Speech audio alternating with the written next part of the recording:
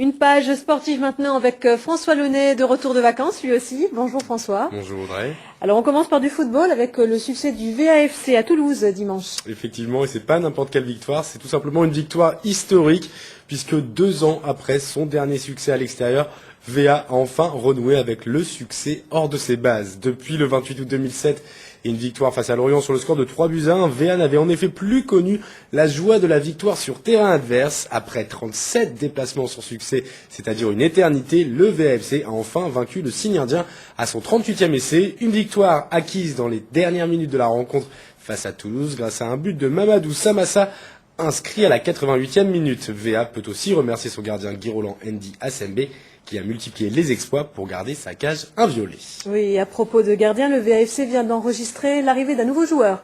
Et oui, en effet, la semaine dernière, Grégory Vimbé a posé ses valises à Valenciennes. L'ancien gardien de Nancy, Lille, Metz ou encore Grenoble a été contacté par le club valenciennois pour pallier à l'indisponibilité de Nicolas Pento, blessé au ligament croisé du genou et indisponible au moins jusqu'au mois de janvier prochain.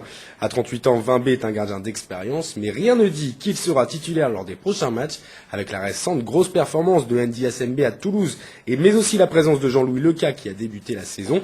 La concurrence va être rude cette saison au poste de gardien de but. D'ailleurs, quel est le bilan du VAFC en ce début de saison? Eh bien, il est plutôt moyen, puisqu'après 4 matchs, le VAFC est 16e avec 3 points.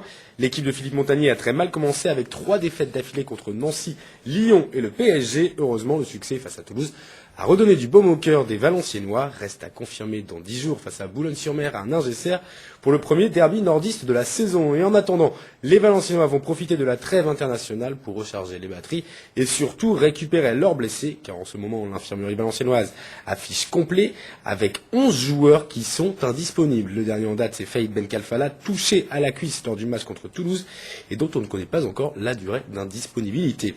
Et puis enfin, une dernière info avec le tirage au sort des 16e de finale de la Coupe de la Ligue.